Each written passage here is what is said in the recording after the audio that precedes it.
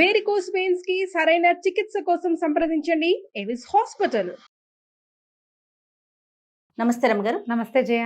రమగారు, శత్రుపీడలు ఉన్నాయి, మనకేదో negative energy అనిపిస్తుంది. కొంతమంది వచ్చి వెళ్తే అట్లా అనిపిస్తూ ఉంటుంది, కొన్ని ప్లేసెస్కి వెళ్తే అలా అనిపిస్తుంది. మనం బయటికి వెళ్ళి వచ్చినప్పుడు ఎందుకు ఒకలాంటి అనీజీనెస్ తెలుస్తూ ఉంటుంది. ఇవి తొలగిపోవాలంటే శాస్త్రం ఏమన్నా చెప్పిందా? మనకు అసలు సిమ్టమ్స్ ఏమన్నా తెలుస్తాయా? దిష్టి తగిలిందని, దిష్టి తగిలింది, ఇంట్లో ఏదో ఒక ఏమన్నాలంటే నకారాత్మక శక్తి అంటారు, నెగిటివ్ ఎనర్జీ అవును ఉందా అని మనం ఫీల్ అవుతాం జయ. ఎక్కడికైనా వెళ్ళాం ఓ ఫంక్షన్కి, తలకాయ నొప్పి వచ్చేస్తుంది.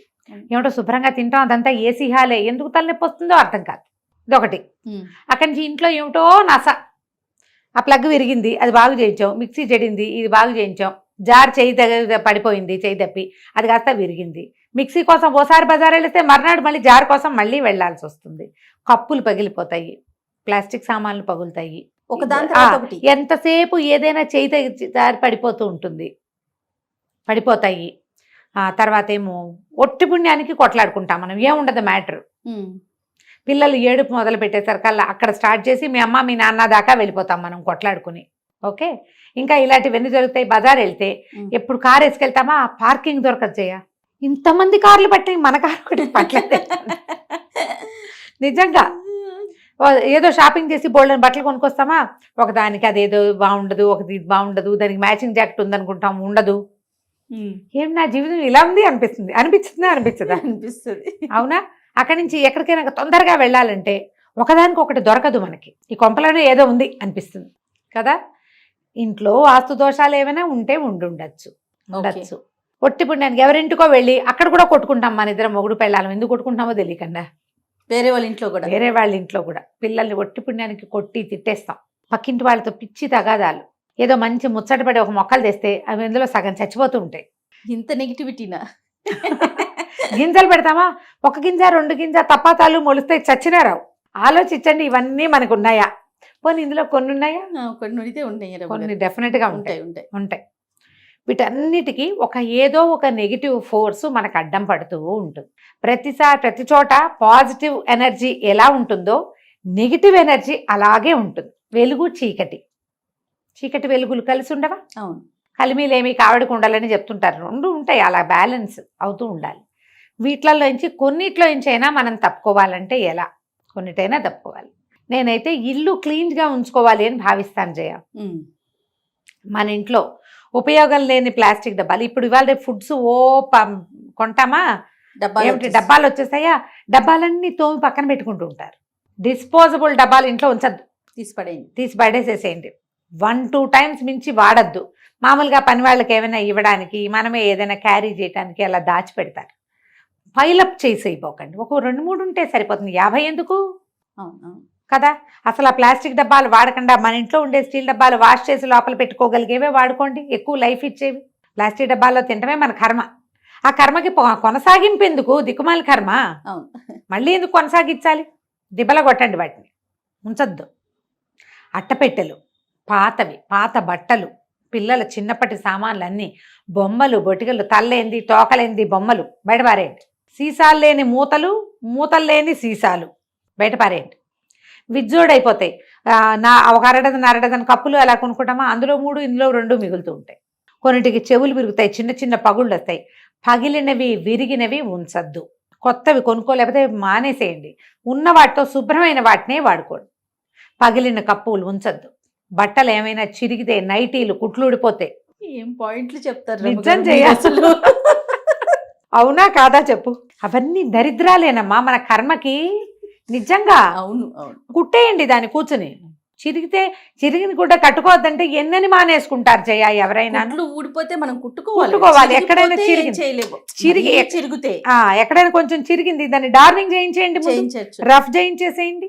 చిరిగిపోయిన దుప్పట్లు, పాత పడిపోయిన పిల్లో కవర్లు, పాత దిళ్ళు, ఇవన్నీ నెగిటివ్ సోర్సెస్ని పట్టుకుంటాయి.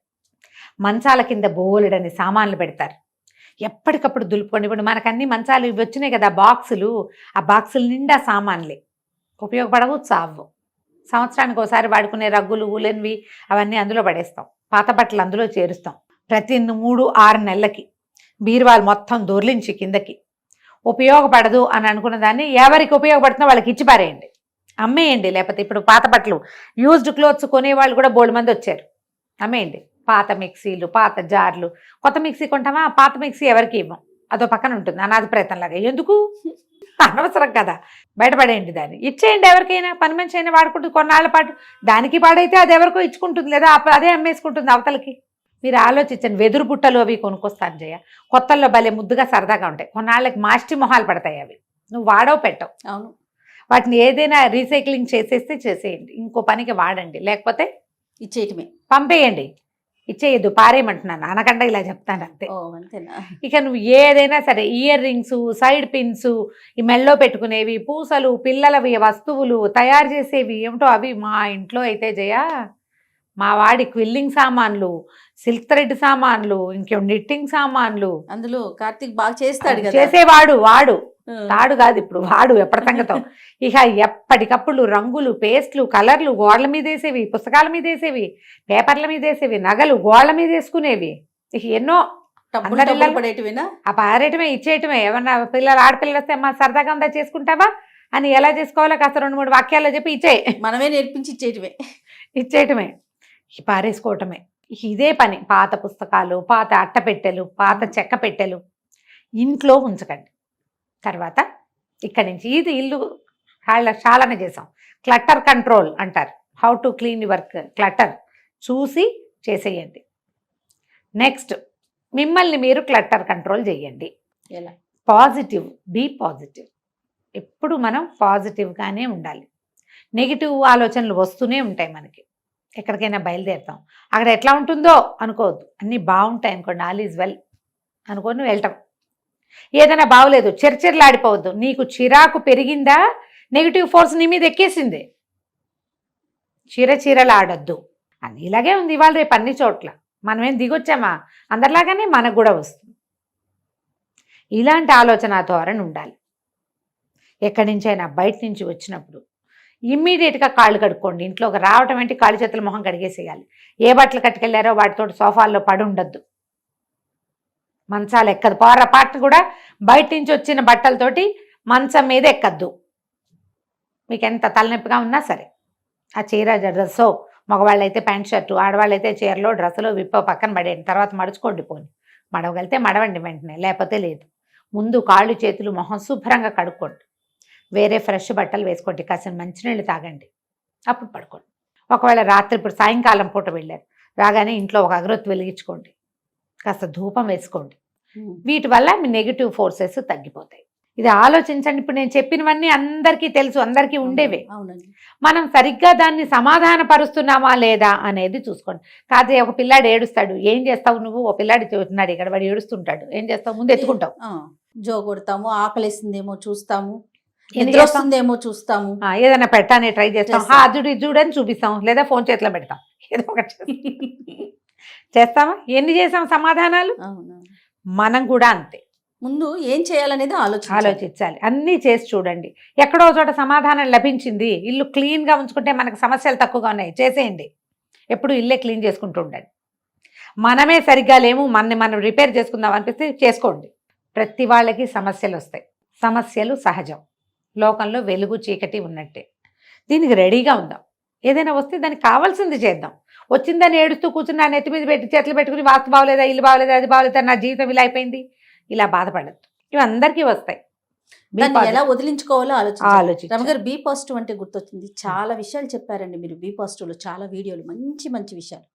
మళ్ళీ చెప్పే ప్రయత్నం చేయండి రమగారు, ఇంకొకసారి మళ్ళీ కొత్త విషయాన్ని కొత్తగా ప్రేక్షకులకు అందిద్దామండి.